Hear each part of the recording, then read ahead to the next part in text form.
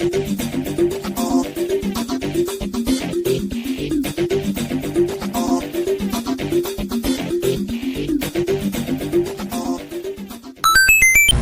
St. Paul Elementary School. Is it just me, or was Monday kind of a rough day? Oh well, it's Tuesday. Let's see what's going on today. It's National Blueberry Cheesecake Day. And if that's not enough, it's also National Cherry Dessert Day. So blueberries and cherries today. It's also National Paper Airplane Day.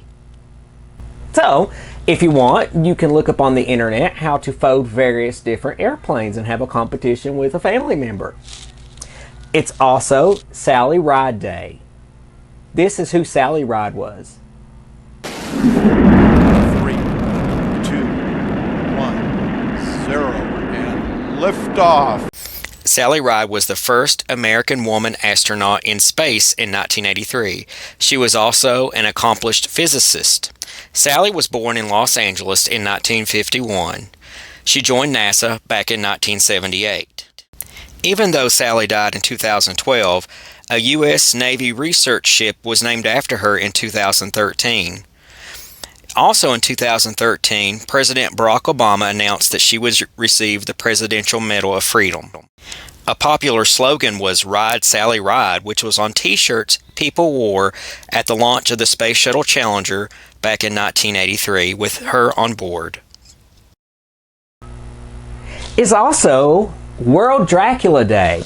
That's where we celebrate Bram Stoker's gothic horror novel Dracula, but we can also use it to celebrate various vampires throughout our culture.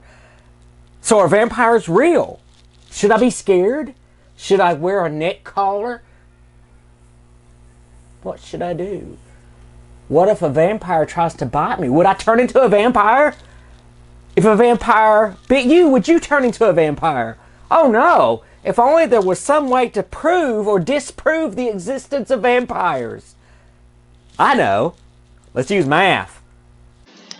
Here it is, World Dracula Day, and we're going to see if vampires are actually something real or if they're just fiction.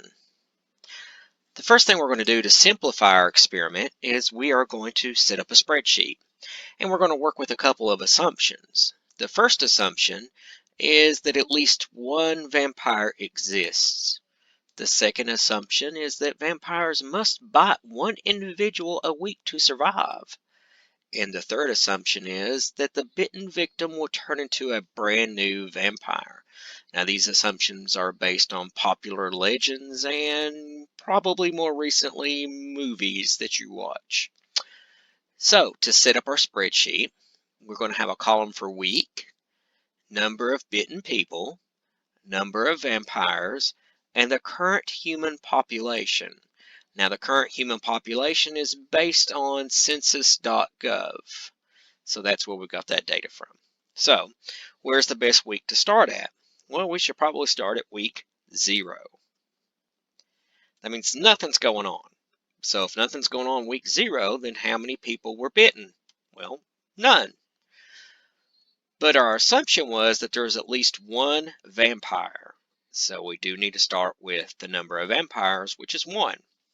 And the estimate for the current human population is 7,651,719,000 and about 999 souls. Now, we're going to do a little bit of this math in our heads and then just type it into our spreadsheet. So it's real simple to start with. We're now going to go to week 1. This is the first full week of a vampire existing. So our assumptions are that a vampire must bite someone every week to survive. That means the number of bitten people in week 1 would be 1.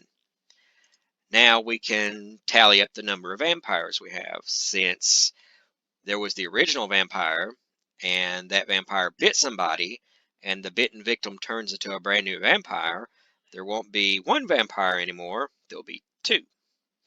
And if we come over to our current human population count, we have to decrease this number. So it's still going to be 7,651,719,000, 719,000, but the last numbers are going to change. We're going to decrease the human population by 1 to 998. Why just by 1? Well, because this vampire in week 0 already existed. Now we have a brand new vampire in week 1, so that vampire decreases the human population by 1. Now we're going to go to week 2. On week 2, both vampires that exist need to bite 2 people to survive. So the number of bitten would be 2. The number of new vampires would go up to 4. These 2 vampires plus these 2 newly bitten victims would equal 4 new vampires. Now we need to decrease the current human population. So we come over to our human population tallies, and we need to decrease it not by 4 but by 3. So that gives us 7,651,719,000, and now we need to take 998 down by 3, so it'll be 995. Now we can keep filling in our columns.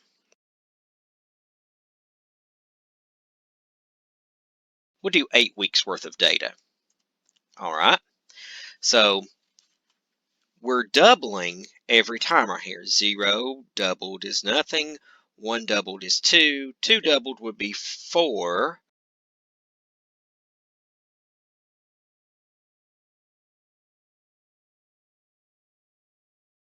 Now, what's happening in this column? This, of course, this column is the number of bitten people. So on week 5, you would have 16 people bitten. Now we need to come over here and calculate the number of vampires. Well, if you had 4 people bitten and you had 4 vampires, you would now have 8 vampires. If you had 8 people bitten and you had 8 vampires, you would now have 16 vampires.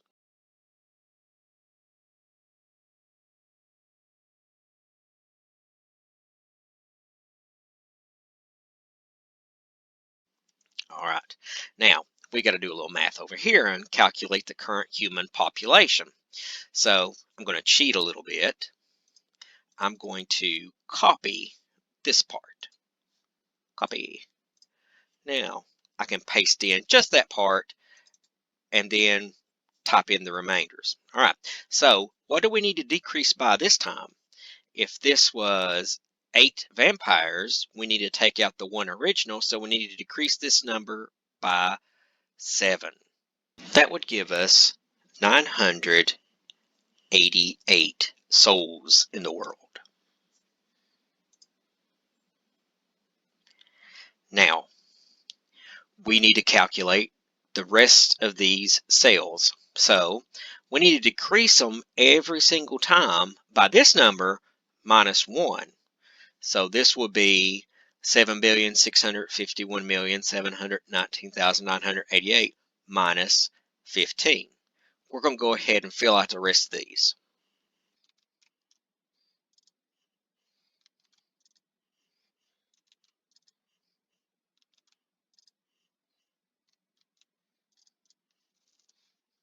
All right, now that we have all the way through week 8 filled in, let's look at our numbers. On week 0, the current human population was 7,651,719,999. On week 8, there's 7,651,719,497. Not really that big of a difference. The number of vampires went from 1 to 256.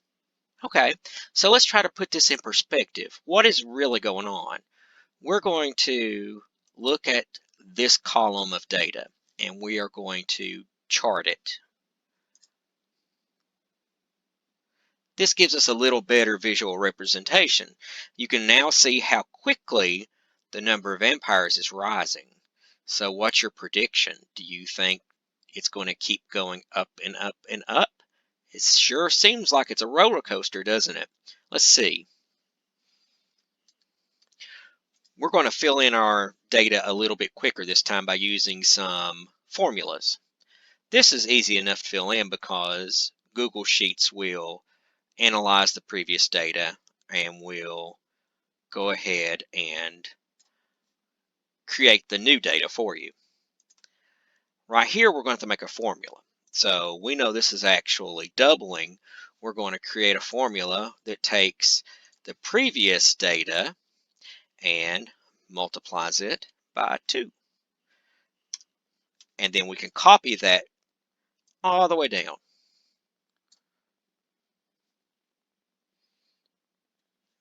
Same thing here. We know it's doubling, so we can make a formula that takes the previous data, multiplies it by 2, and we can copy that formula all the way down.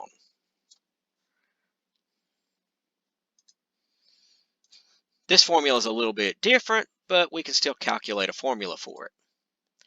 If you take the previous population and we subtract the current number of vampires, but then add in the one original vampire, you get a formula like this. Subtract out this and add in 1. Now we can take and copy this, just like we did the other formulas all the way down. All right, now let's look at our data.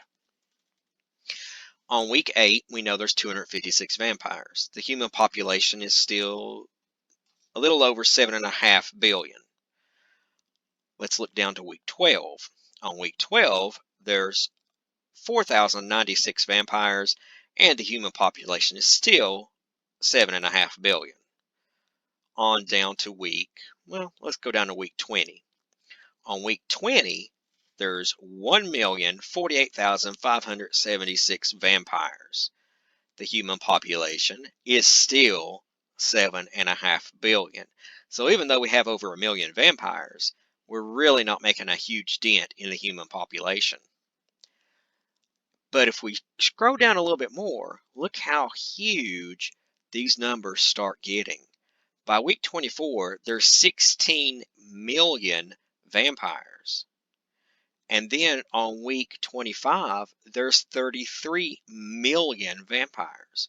On week 26, 67 million vampires. That leaves the human population dropping more significantly. We're still at 7.5 billion, but look at week 30. On week 30, we have 1,073,000,000 vampires. Look at the human population. It has dropped down to 5,504,000,000. And then on week 32, we have 4,294,000,000 vampires. And the human population has dropped to a negative digit. So why is that? When you look at the numbers on week 31, you can see that there are 2,147,483,000 vampires. When you subtract that out from the previous human population of 5.5 billion, that leaves you with about 3.33 billion people left.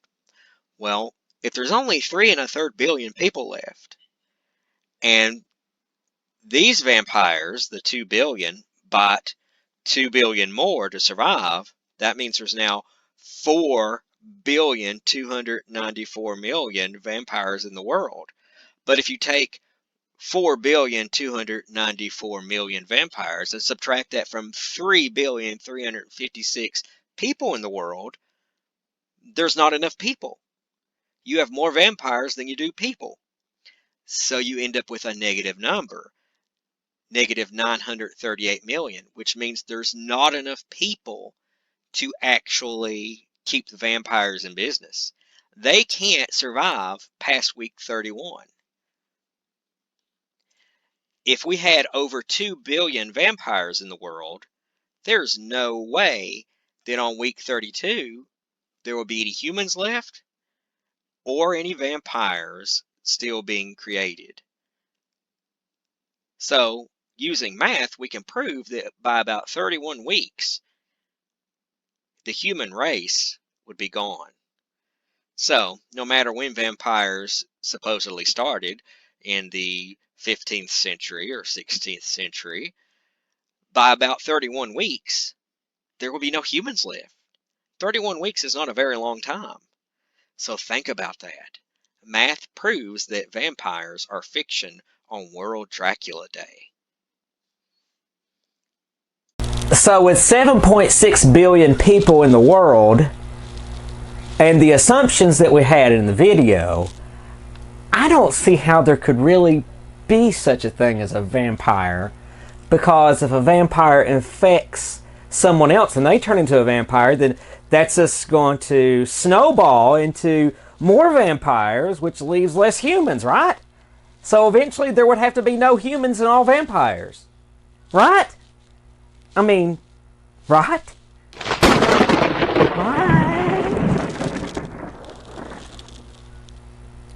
Anyway, I think mathematically we proved there's no such thing as a vampire, and they're just a work of fiction like Bram Stoker's novel.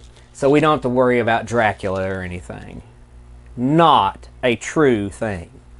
I hope you enjoyed today, and I hope you got a little math lesson, and maybe it'll interest you to using a spreadsheet for your own investigations and learning how to use formulas, which are really just a type of algorithm on a spreadsheet. I've enjoyed having you today, and I look forward to seeing everybody back here on Wednesday. Don't forget, 2 days left. Everybody have a great rest of your day.